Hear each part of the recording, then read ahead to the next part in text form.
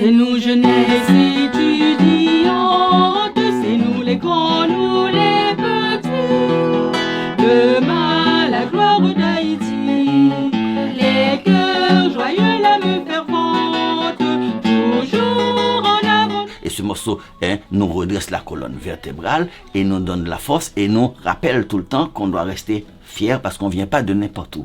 On vient de l'esclavage et on a appris à la planète que tous les hommes sont nés libres et égaux en droit. Nous sommes les seuls à avoir fait cela. Les seuls.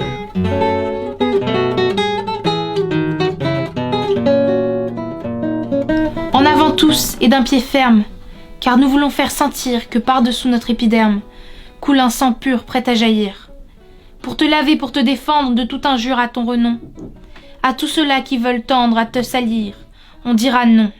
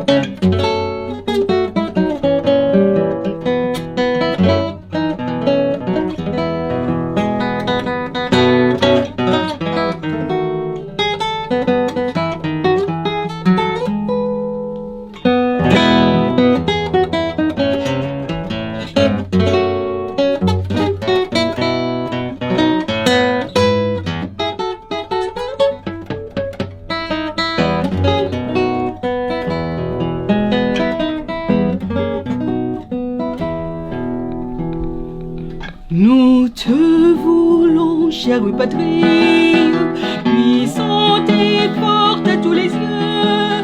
Nous te voulons, terre bénie, digne à jamais de nos aïeux. Libre et prospère, ils t'ont légué à tes enfants, nous qui t'aimons, avec ardeur dans la mêlée. Pour ton salut, nous lutterons. C'est nous jeunesse étudiantes, c'est nous les grands, nous les petits. Demain la gloire d'Haïti, les cœurs joyeux, l'âme fervente, toujours en avant nous irons, la tête altière et haut les fronts. Allons debout, fière jeunesse, pour protéger notre drapeau. Il nous faudra lutter sans cesse, notre idéal il est bien beau. N'ayons pas peur, plein d'espérance, marchons toujours vers l'avenir, marchons toujours avec constance, si nous voulons ne point faiblir. C'est nous jeunesse étudiantes, c'est nous les grands, nous les petits. Demain la gloire d'Haïti, les cœurs joyeux, l'âme fervente, toujours en avant nous irons, la tête altière et haut les fronts.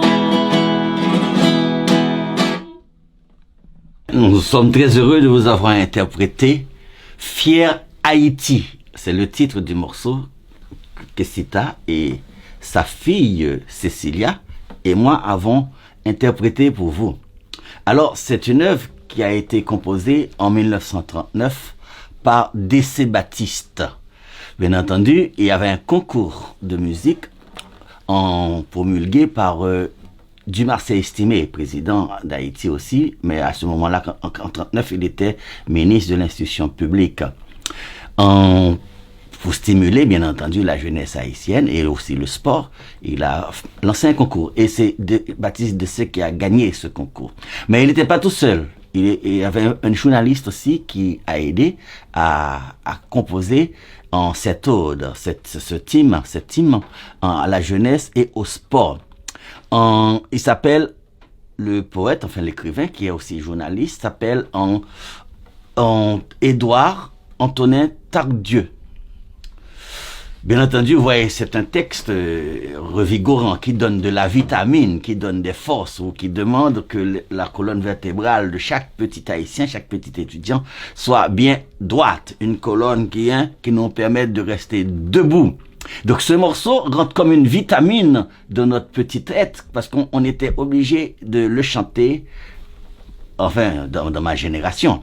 1960, 1970, de chanter pratiquement tous les vendredis après avoir chanté l'hymne national.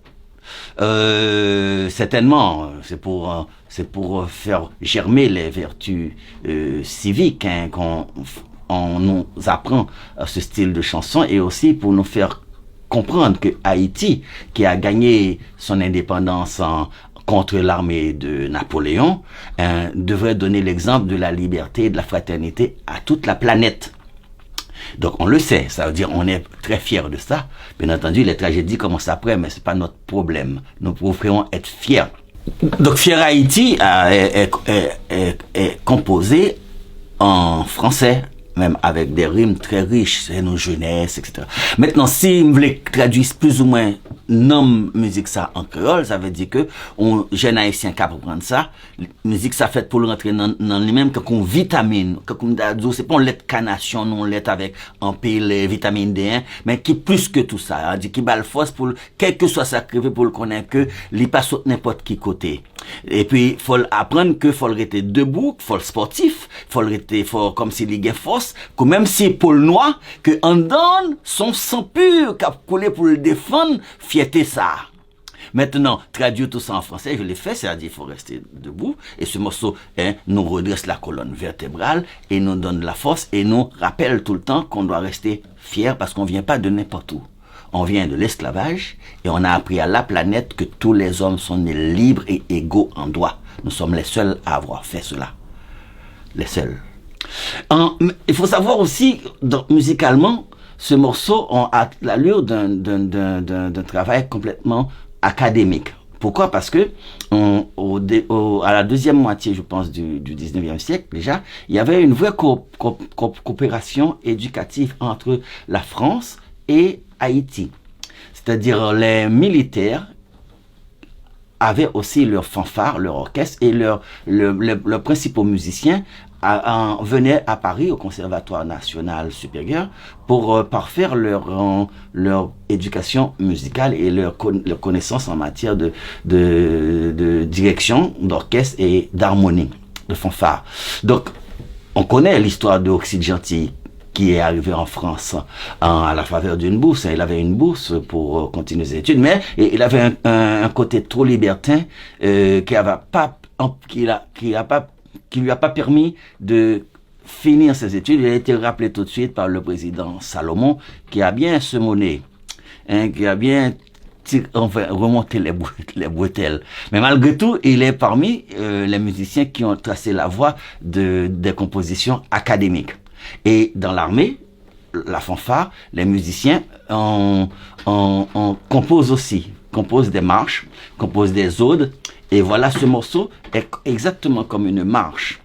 Il faut voir dans la fanfare, il y a bien entendu les trompettes, les clarinettes, les saxophones, les grosses caisses, les timbalettes, les timbales, les piccolos qui imitent les chants des oiseaux complètement dans l'air là, dans l'espace, ils s'envoient en l'air ces piccolos là. Donc ce morceau là est exactement un exemple de quantité d'œuvres pour fanfare et harmonie qu'on connaît, que l'Orchestre National, dirigé par Charles-Paul Ménard, par le maestro Pifares Blin, par le maestro Augustin Bruno et par le maestro Sidas Mira, je sais plus. Donc tous ils ont composé des morceaux de cette carrure-là et dans cette vigueur-là.